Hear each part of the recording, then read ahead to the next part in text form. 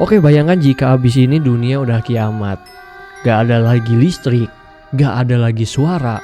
Dan yang paling mengerikannya adalah udah gak ada lagi manusia yang memegang kendali. Tapi di sebuah bunker beton jauh di bawah tanahnya Rusia itu ada semacam komputer tua yang masih berkedip gitu. Dan dia gak butuh perintah presiden, dia gak butuh moral, dia cuma butuh satu sinyal. Dan pemusnahan di permukaan bumi terjadi.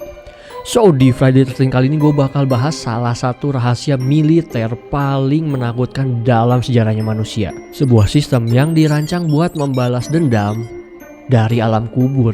So welcome to Friday 13 and this is The Death Hand. Oke, kita harus balik lagi ke tahun 1980 di mana ketakutan terbesar Uni Soviet itu bukanlah perang terbuka, tapi yaitu The Deception Strike atau serangan pemenggalan kepala. Karena Amerika Serikat itu kayak ngembangin semacam misil yang namanya Pershing Missile, itu bisa ditembakkan langsung ke Moskow dan bisa tiba di tempat itu dalam waktu 6-10 menit lah. Jadi artinya apa? Artinya adalah pemimpin Soviet itu nggak akan punya waktu untuk bisa lari ke bunker. Kalau pemimpinnya aja nggak bisa lari ke bunker, apalagi buat ngambil keputusan buat balas dendam, karena Kremlin ini akan hancur dalam sekejap. So kalau gitu, siapa yang akan memerintahkan serangan balasan? Tanpa perintah, semua misil, semua rudal, semua nuklir Uni Soviet itu nggak akan ada gunanya dan cuman jadi ya besi tua biasa aja. So solusi gila dari mereka adalah mereka mau menghilangkan faktor manusia dari rantai keputusan. Jadi mereka membangun sebuah sistem yang otomatis yang bisa berpikir sendiri waktu semua manusia ini udah mati. Dan ini bagian paling menarik tapi paling menakutkan juga. The Death Hand ini bukan cuma sekedar tombol merah yang tinggal kita pencet, tapi ini adalah sebuah jaringan saraf yang menyelimuti seluruh Uni Soviet. Dan tanpa monitor, sistem ini tuh terus mendengar keadaan yang terjadi dengan sistem seismik yang ada di tanah.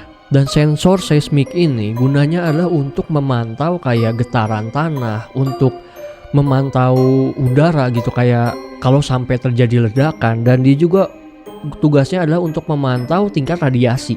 Dan kalau sampai terjadi ledakan nuklir, maka si sistem ini akan otomatis ngecek komunikasi ke markas besar militer dari Uni Soviet. Dan kalau sampai komunikasi itu terputus, berarti sistem ini akan baca, oke, markas besar ini ternyata udah hancur lebur, dan dia bakal ngasih otoritas itu kepada petugas junior yang ada di bunkernya. Dan sistem itu akan otomatis meluncurkan sebuah roket yang namanya roket komando. Ini bukan roket yang ngebawa bom, tapi roket ini akan terbang, bawa sinyal, dan kayak ngasih perintah ke semua silo yang ada di Rusia untuk meluncurkan roket yang benerannya yang ngebawa bomnya. Dan secara otomatis berarti misil-misil balistik ini bakal melintasi antar benua tanpa perintah dari manusia. Sebenarnya selama bertahun-tahun informasi dari The Death Hand ini cuman kayak semacam rumor gitu yang terjadi di daerah Eropa sana. Dan baru pada tahun 1993 ada kayak seorang perwira dari Uni Soviet itu membocorkan informasi ini kepada orang yang bernama Dr. Blair yang adalah seorang ahli nuklir. Dan waktu informasi itu bocor, dunia ini kaget. Ternyata selama ini, selama perang dingin, nasib kita dunia itu cuman ditentukan oleh komputer yang kita berharap gak sampai glitch ini komputer ini. Dan komandan pasukan roket strategisnya Rusia itu udah terang-terangan mengklaim bahwa si komputer ini sampai detik ini masih ada dan tugasnya adalah untuk menjamin keamanan dari Rusia. Dan lu bayangin nih, coba di era modern ini dan di era AI yang serba cepat ini, seberapa sensitif isu ini sekarang? Coba tulis di dalam kolom komentar di bawah. Dan pada tahun 1983 itu ternyata dunia tuh udah hampir kiamat karena satelit Rusia itu salah ngira. Dia ngira ada kayak pantulan cahaya gitulah dari awan atau dari langit.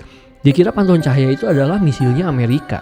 Dan untungnya pada saat itu ada manusia bernama Stanislav Petrov yang gak mau ngikutin data dari komputer itu dan akhirnya dia bisa nyelamatin dunia.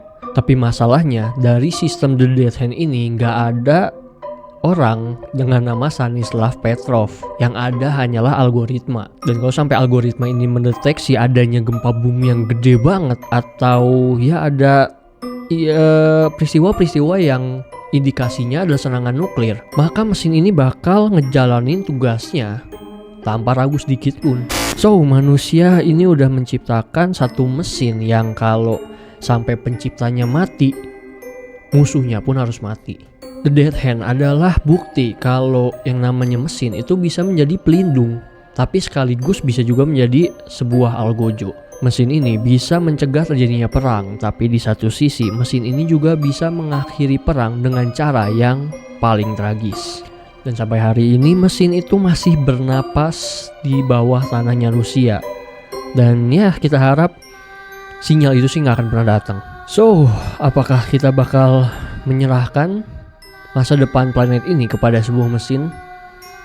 Gua Dennis and this is Friday 13.